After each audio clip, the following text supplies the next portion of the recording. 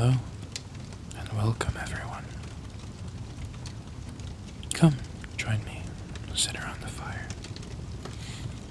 Listen to the tales that I have to regale to you. I promise you'll quite enjoy them. Which shall I start with first? Which one? Which one?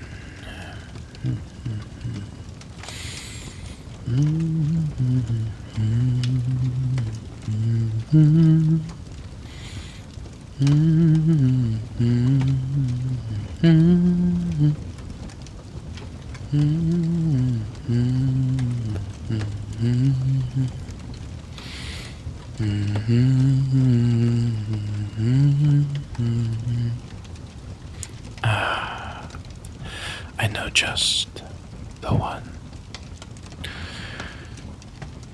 This story begins centuries ago, when witches and wizards ruled the world, and kings stood atop pyramids, and those who served under them served with labor and honor. The medievals. There was a wizard so long ago who, prior and after his inauguration into a certain magical college, became not entirely obsessed, but intrigued with the idea of immortality, not entirely uncommon for a wizard. However, this wizard only became more and more curious as time went on. He began to read tomes and books, old pages and scrolls, detailing all the possible processes of how he could save someone permanently, how someone could be turned into an immortal. That is exactly what he studied, and he studied it for years and years, until finally he believed he had accumulated enough knowledge that he went into the tallest tower and shut himself in, placing wards here and there, making sure the process could not be disturbed. And then, for the next 3 days, he handcrafted the most elegant puppet the world had ever seen.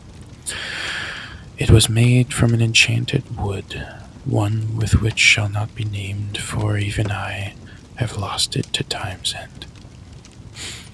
It would self-heal if ever inflicted upon a cut or wound, and then, to shape that wood, was a magic razor,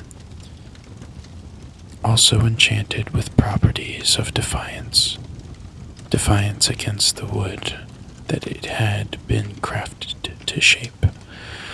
And this puppet, of which the elegance was shining and beaming to the world only within the narrow entrance of this tower. He worked and worked until he got to the face of which a yin-yang mask was crafted to reflect inner peace and moral justice, balance. And when this was done, the mask was placed on the puppet. He began a ritual that ensued for another day, and in this ritual he succeeded, or at least he believed so. You see, in this ritual, once the ritual had finished, he had transferred his soul into the body of the puppet, gaining true control and indeed full immortality, the ability to live for 1,000,000 years. But in doing so, there was a problem, You see, for even the most powerful wizard should have so much as a problem to transferring one's mind and soul into a new body, that it was not perfect, it was flawed, and his soul was split into many fragments. His personality became unstable, and he lost all memory and semblance of what was. The wizard becomes the twisted puppet locked in a tower, and for the next few years he waited and sat until the tower itself began to crumble and succumb to ruin, and then the puppet was freed upon the world, free to roam, free to dream, free to kill. The puppet was quite psychotic, but that is the price for immortality in some situations. You see, knowledge is power, and if you are too impatient to obtain it, your path can be fraught with consequences. And that is the tale of the wizard. So begins the tale of the night. Now, just allow me a moment to recall the tale of the night. This is a story about a knight who fought to protect his family at the cost of forsaking his covenant. You see, there was a knight in a palace, which was also surrounded by a castle, a very protective structure so long ago. The knight had been born into knighthood, not of nobility, but not of peasantry either. Born into a sacred order, of which their purpose was protecting their people and their king. The knight lived beautifully, fulfilling his duty every day, every night. The knight rose to become one of the most prominent members of his order through his hard labor and hard-served justice. For you see, the knight knew when to be kind, the knight knew when to be strong, when to be brutal, and when to find kindness to give to others. One day, the king received a threat from an unknown order, and the king, in fear, amassed his army, his knights, to protect him. He put up all kinds of, protective measurements surrounding the castle, barricading everyone in, grabbing food stores from the lowers. And in the days that followed of them sitting and waiting for something to come, nothing happened. But,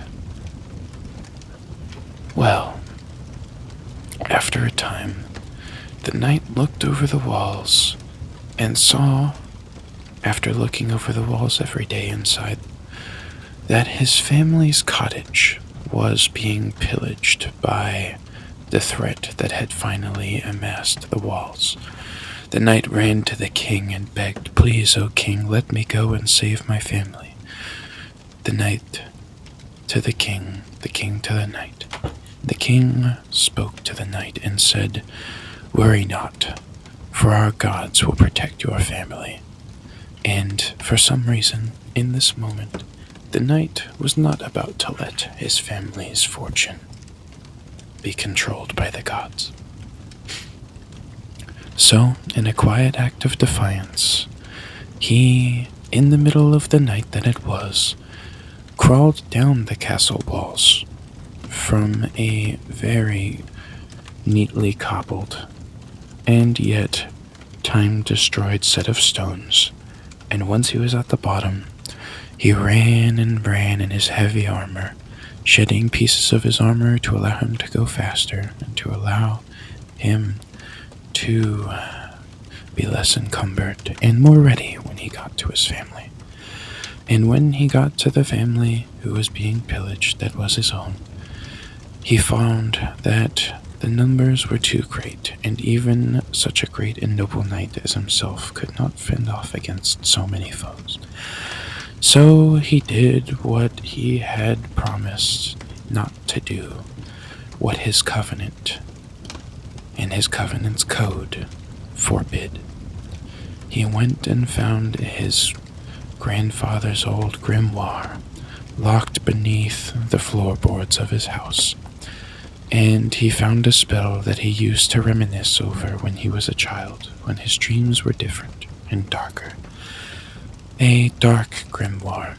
He flipped to that page with that certain spell, spoke the words aloud, and suddenly all the men outside were defeated. But with dark magic, there is a price. There always is. And in dark magic, in this certain spell, the consequences were catastrophic. The flowers around the entire city began to wither and die. Plagues start to spread.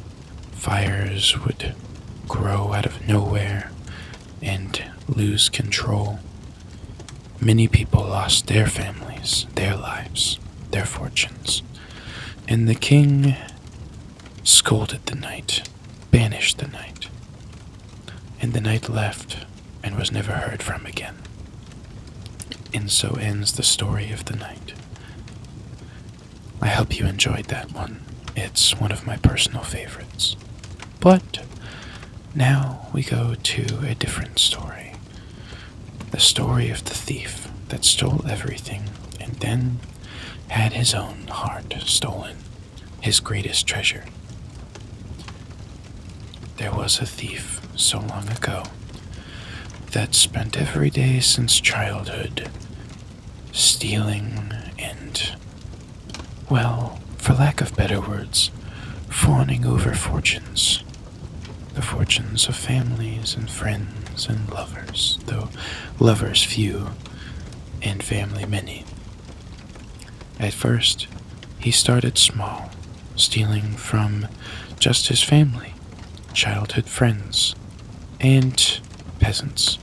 But eventually his mind became bolder and his greed became wider, and so did his range as his skill improved.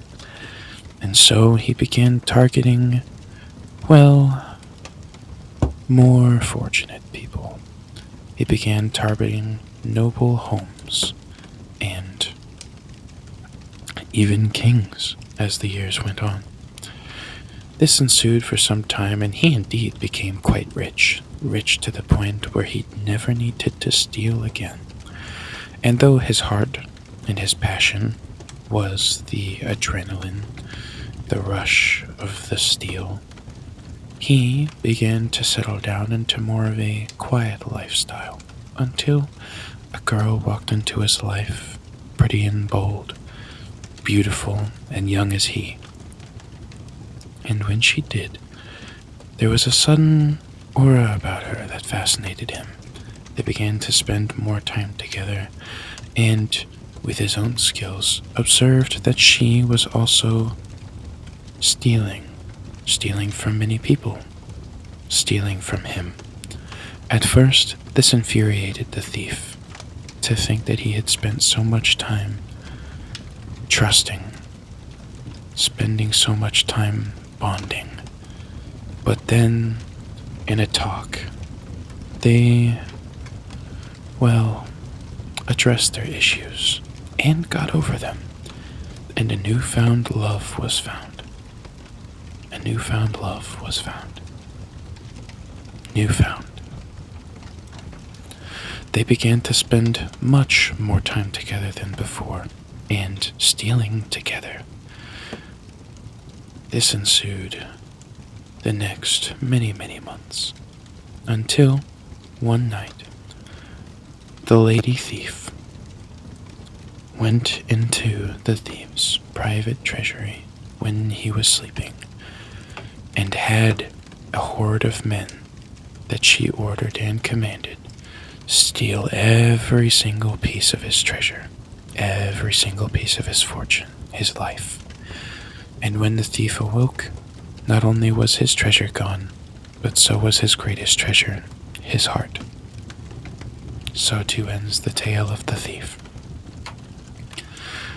I hope you enjoyed my 3 stories about the wizard who fought to escape death, the knight who fought to protect his family, and the thief who fought to keep his greatest treasure.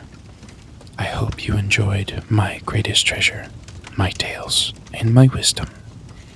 And I hope you, my friends, have a beautiful and luscious night, and an even better sleep. Until we meet again.